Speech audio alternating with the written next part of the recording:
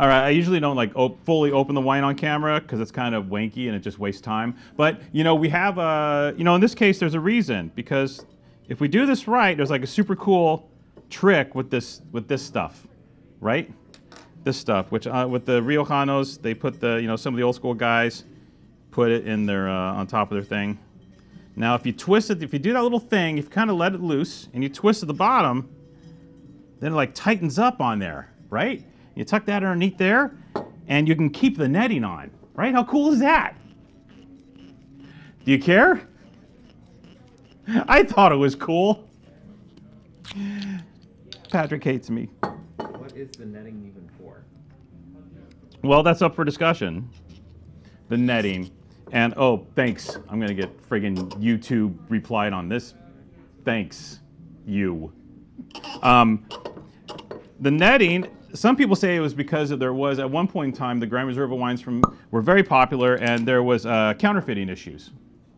A, there were counterfeiting issues, and B, the other thing I heard is that netting was put on because other people were opening the premium Gran Reserva wines and doing like the Rudy thing, and then putting crappy wine back in.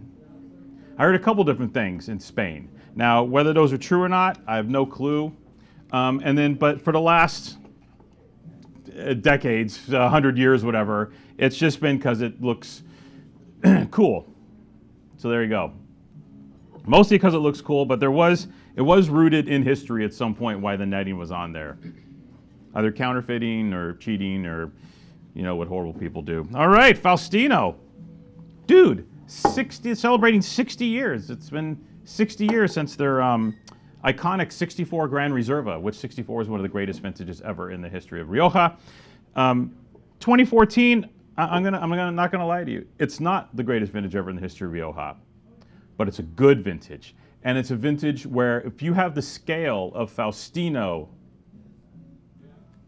if you have that, then you can make great wine. You can make whatever the hell you want every year, because Faustino, they own like 1 billion acres. They source 1 billion more acres. They're the largest producer of Gran Reserva in Rioja. And for the volume of Gran Reserva Rioja they make, the quality level is absurdly good. Absurdly good.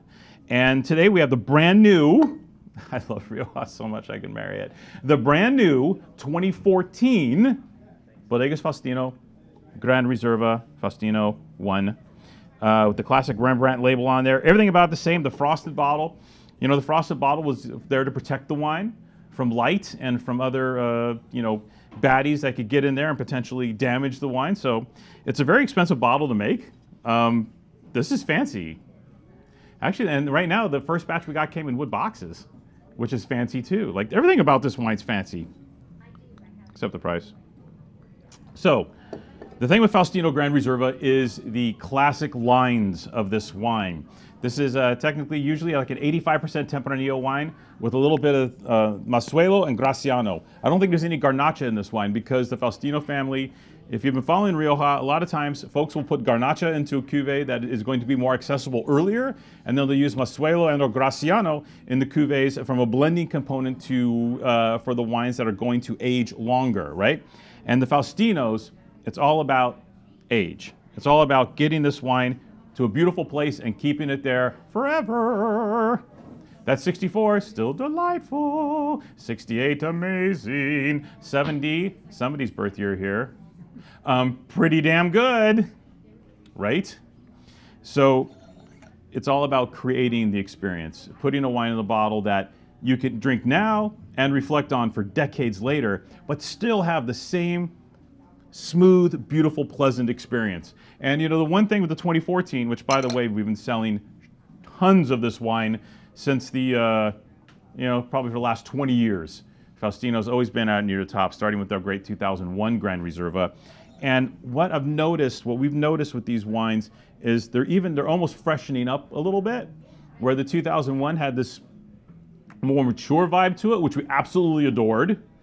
What we're seeing now with the 2012 and 2014, the winery is gearing towards wines that have even a little more energy at the time of release. So somehow, these wines are getting released at 10 years old, and they almost have more energy than they had before.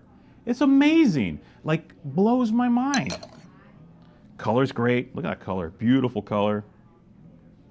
All older oak, maybe a smidgen of new oak. They're replacing a certain number of barrels every year, but it's not about new oak, old oak with this wine. Never is. This is about making a wine that heads towards a certain goal, and that goal is this wonderful drinkability now, the potential for aging down the line, all delivered at an insanely great price.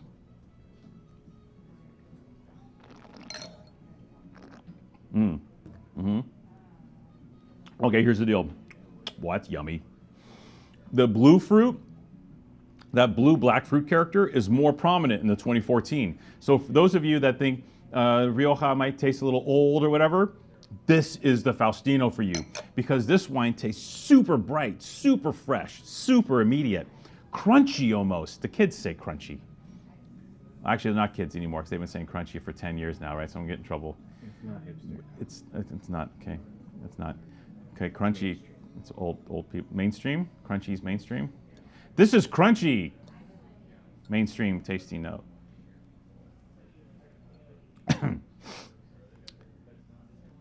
Point being, if you had issues with Faustino before because you thought it might be old or musty or whatever, which it wasn't, it was just classic Rioja, those issues are gone.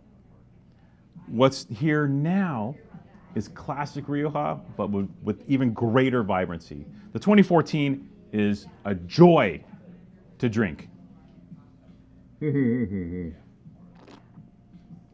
Yeah, that's a joy. And easy, this is an easy Faustino this time around. You can get dangerous, absolutely frighteningly dangerous wine. Let's get all the scores, 95s, 94s, it gets them every year. Well deserved, beautiful wine. In the past, we've talked about the different Rimeros or different lots. And we talked in the past about sorting through different lots and finding the best experience for you possible from multiple different lots of this produced. But in this case, they hit it straight away. This Rimero G that we got access to this time around is absolutely gorgeous. This wine is singing right now. If you don't buy this wine, you are not dumb, because the customers are not dumb, but you're a little silly if you don't buy it. All right, you're silly. Don't be silly. Buy this wine. $30, same as usual, $29.98. Still holding the price. It's getting a little tighter. We're making a little less money than we used to, but we feel it's very important to have this wine on the shelf with a 2 in the price. When it goes to 3, I bet the 2015 is going to go to a 3, dude. I bet the 2015 is going to be $31.98. It's going to be like, womp, womp. So literally this might be our last shot at getting this wine on the shelf with a 2 in the price. One of the great, iconic Gran Reserva Riojas. And look, now you can do the cool thing with the wire. You don't have to take it off, and now you're cool. And if you buy a case on Monday, there's a pretty good chance you'll get it in a fancy wood case too, which that's cool. Is that it? We done? Is that? That's it. Okay, we're done.